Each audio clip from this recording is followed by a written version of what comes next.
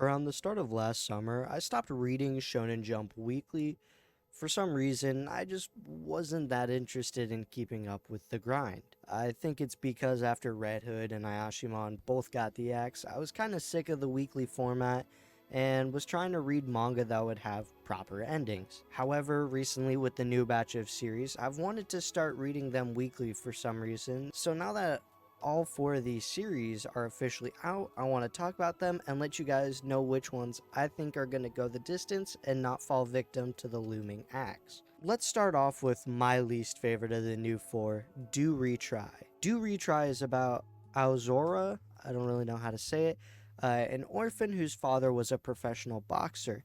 Aozora's sister is sick, but because they live in post-war Japan, medical care isn't that easy to come by. So Aozora decides to join a yakuza for boxing so he can make enough money to take care of his sister. Now, just because this is my least favorite, that doesn't mean it's bad like some other Jump manga we've seen in more recent years. It's just compared to the others, this one is the one I enjoyed the least. I don't really like the protagonist, Aozora, and the whole yakuza setup. However, I do think the post-war Japan setting is pretty cool and not something we've seen for a minute in Jump. So far, the two chapters haven't really shown off the main thing this manga promises, boxing. It's mostly been set up for that premise, but with a somewhat boring setup, I just hope the boxing can come soon and be worth the wait. Also, I forgot to mention, this is done by the same person who did Bone Collection, an axed manga that came out around 3 years ago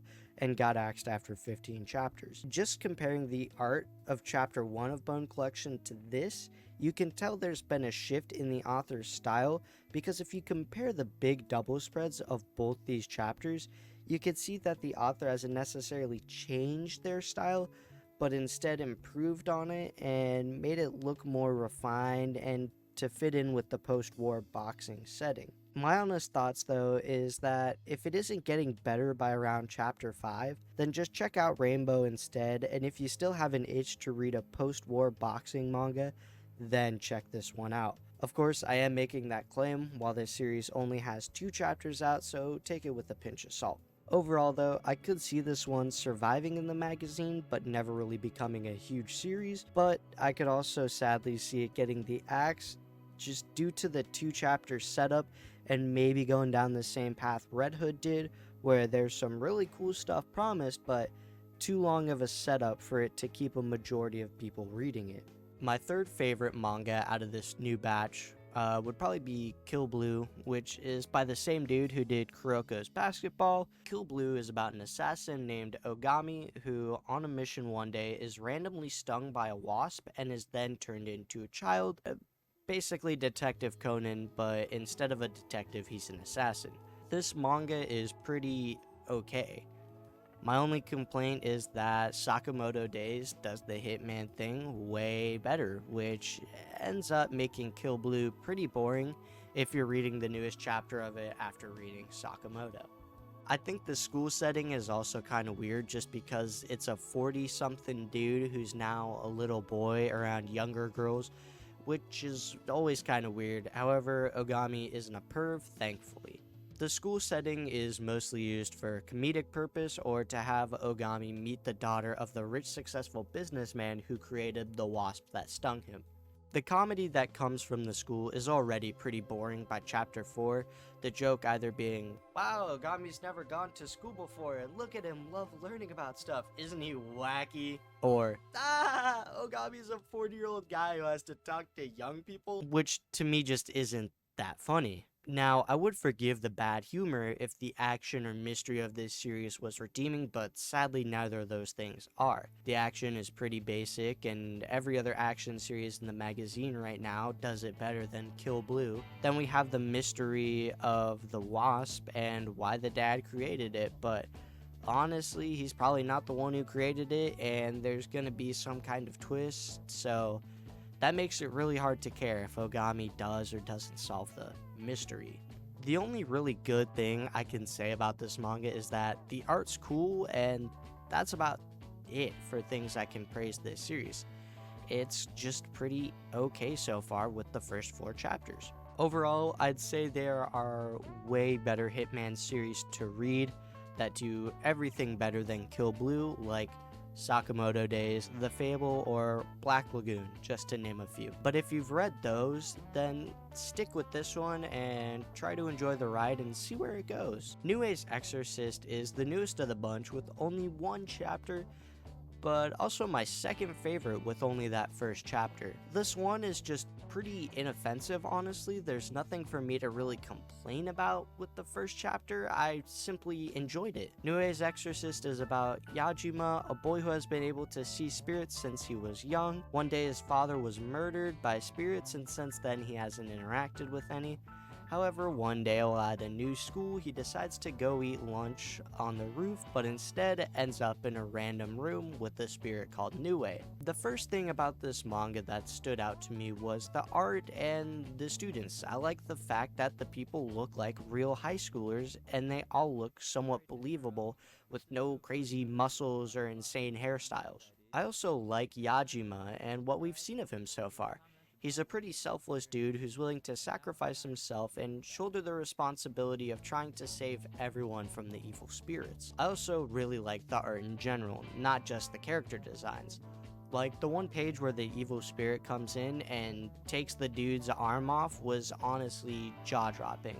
Like, I had to stop reading for a second and have an oh shit moment. Also, the evil spirit looked dope.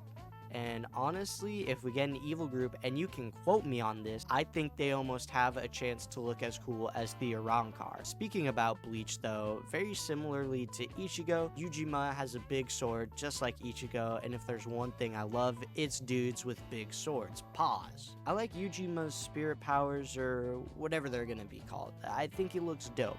This is probably the most fun of the new four, and the one that I see myself keeping up to date on if it doesn't get axed. However, I'm not too confident that it'll survive more than one round of axes, just because due to the fact it's an Exorcist series, it's nothing that special or new, but luckily, since Black Clover is ending, it could replace that slot in the magazine of an inoffensive vanilla Jump series. I'm definitely excited to see where this series is gonna go, and am excited for its future, but I can also understand if you feel differently and don't enjoy the basic shonen outline that it seems this series will have. Finally, my favorite of this bunch is Tenmaku Cinema, the newest manga by the duo that did Food Wars. And can I say, before we even get into talking about this manga, I low-key see this duo becoming the new Oba and Obata duo.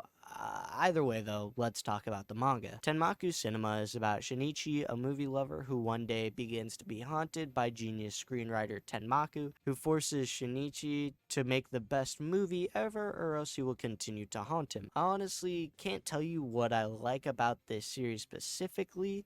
I've just really enjoyed the first 5 chapters we have so far, and I'm excited to see where it goes. I think I may be a little biased though while reading this, because although I wouldn't say I'm a big film dude, about 3 times a year I get a big movie kick and just dive into the world of movies and love learning about new techniques directors use and all the other things that go into creating movies. This manga is about a dude following his passion, and I think the fact that me and him share the same passion to a degree makes it easier for me to become more invested in the story and actually want to see the end product. Of course, one thing I haven't really mentioned yet is the art, which is obviously really good. I mean, coming from the same dude who did Food Wars, you don't really expect bad art. However, you do expect ecchi, but luckily this manga hasn't done anything too ecchi. Of course, the female protagonist is attractive, but she actually has a personality and isn't just used for ecchi moments. Now, I'm also not saying there's no echiness, but within the first 5 chapters, we've only really gotten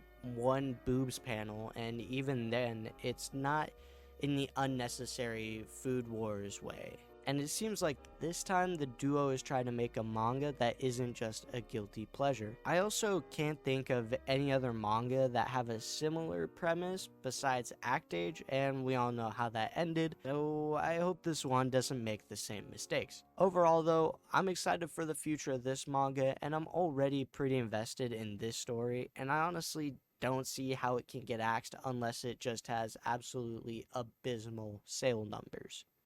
Well, there you have it. That's how I feel about the new batch of Shonen Jump manga.